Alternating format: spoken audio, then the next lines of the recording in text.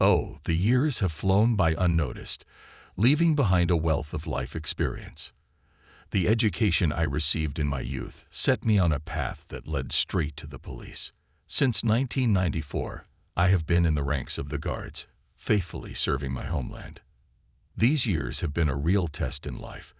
They have shaped my character and taught me to truly appreciate the world around me. But my service in conflict zones has not been in vain. After my last tour, I faced difficulties that I simply could not have handled alone. Alcohol has become my mainstay, a fleeting salvation. And yet, fortunately, realizing what a slippery slope I was on, I made the difficult decision to confront addiction face to face. Going through the coding procedure was a turning point on my path to sobriety. Now, when I reflect on this path with a feeling of deep gratitude, I realize that I am now working as a detective. Our love story kicked off back in 1998. At that time, we were both 42, and fate brought us together under rather unusual circumstances. But oh, when that spark lit up, it was undeniable, true love at first sight. Just 2 months later, we made the bold decision to intertwine our lives and started living together. My future wife had been through a divorce and was raising 2 little ones, a 5-year-old son and a 4-year-old daughter. She worked tirelessly at a garment factory, though the job brought her little joy. Seeing her yearning for more, I was determined to support her ambitions. I helped her secure a position in the police force, where she could truly flourish and contribute meaningfully to society. By the year 2000, we made it official, exchanging vows and sealing our love with marriage. It was a day etched in our memories as one of the most joyous moments of our lives. In the early years, we lived in a service apartment, which was eventually granted to my wife. Our family grew over time. First, with the birth of our long-awaited son in 2007, followed by our lovely daughter in 2011. By the time our youngest daughter was born, I had already retired, and we decided to move to another city, settling in my parents' apartment. Our eldest son moved away, and my daughter from a previous marriage lived in a separate apartment in another city. Our youngest son was just starting school, and our little girl was attending kindergarten. So basically the 4 of us lived together. In 2011, shortly after my retirement, I was fired from my job, and my wife was also fired due to staff cuts. For 2 years, I struggled to find a permanent job that would suit me. On top of that, life at home has become even more difficult. My mother passed away 7 years ago, and my father, who took a mistress before she died, brought his new partner to our house shortly after we lost my mother. This led to a heated argument, and he moved out, cutting off all contacts. We haven't spoken since. I have 2 younger brothers. One is 39 years old, the other is 24. Although we live in the same city, we have barely exchanged a few words over the past 10 years.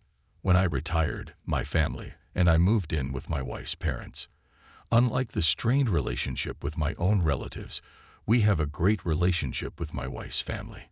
She has a large family, 5 brothers and 3 sisters, and she is the penultimate child in the family. My mother-in-law, however, has always supported me, praised and protected me. I also earned the respect of her siblings, and for a while her younger sister even lived with us. It was only my wife's side of the family that I confided in about my own personal challenges. Since early last year, I began noticing subtle changes in my wife's behavior. She started avoiding physical closeness, choosing to sleep in the nursery, using our daughter's fear of sleeping alone as an excuse. Gradually, she moved completely out of our bedroom. Any intimacy we shared felt more like a chore than a shared experience. Then, in the summer of 2015, I confronted her, asking directly if she'd found someone else. She laughed it off, saying, "A lover at 40. Who would want that?" But then she mentioned she was going through a tough phase, needed time, and wasn't interested in intimacy for the moment. I tried to reason with myself. Who could she be seeing anyway? She was always at home, busy with the kids, cleaning, cooking, laundry. So I believed her. In January of this year, I took a short vacation from work, as my daughter had an upcoming session at the institute, and she needed help with the children. That evening we sat down at the table, and I casually asked my wife to show me her phone so that I could check the balance, since I had previously transferred $470. All of a sudden, out of the blue, she exploded and screamed that this was her personal business and that she hadn't been rummaging through my phone. My daughter and I were caught off guard, confused by what could have provoked such an outburst of anger. Perplexed, I stepped out onto the balcony for a smoke, only to see my wife snatch her phone off the table and dash to the bathroom, locking herself inside. It felt as if a storm had suddenly erupted from a calm sea, leaving me in the eye of confusion.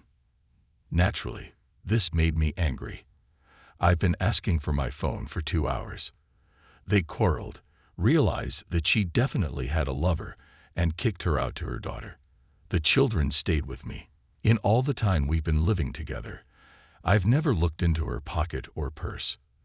The next day she called, said something about the kids, came home, and we made up. Everything went smoothly in bed. The intimacy was just as passionate. For a moment, it even seemed to me that my wife looked younger. For almost a month, I did not recognize my spouse, as if I had returned to the beginning of our marriage.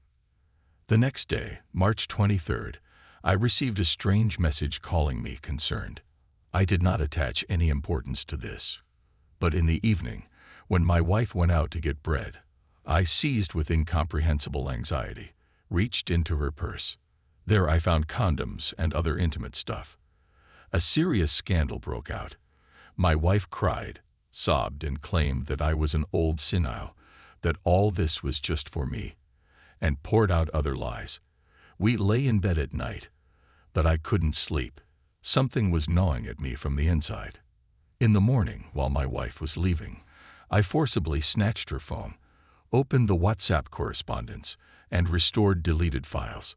Photos of my wife in underwear that I bought for her in 2015 to smooth out our relationship, and the photos were in different poses, complemented by a video of her arrival. I got really drunk. A real storm broke out. Shouting, swearing, insults. As a result, I kicked her out with the children and things to my eldest daughter, and I drank all night. In the morning, in order to somehow recover and get rid of the hangover, I began to clean, wash, and tear up the apartment all day. Then I spent a long time on the internet, looking for answers on how to survive this. In the evening, my wife came alone to discuss everything. At first, she accused me of everything, threatened that I would never see the children, and then told the truth that she allegedly became a lesbian and showed her girlfriend. She said that the children were crying, asking to go home, that they loved me, and so on.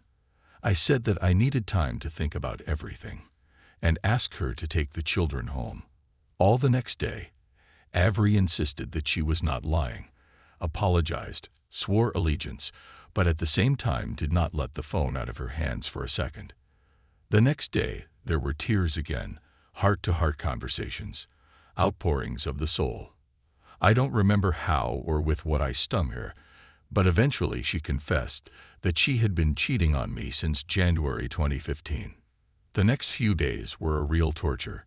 She was on her knees, sobbing, begging for my forgiveness, but that damn phone was still glued to her hand. My mind went back to 2015. I felt the distance between us growing, blamed myself, and tried to close the gap. I bought her flowers, showered her with gifts, spent every extra cent we had just to see her smile again. Looking back, I realized that it all felt like a cruel joke, as if I was blindly feeding a bottomless pit. This luxury took a heavy toll on our family's finances, but the worst part is that I invested everything in the man who betrayed me all this time.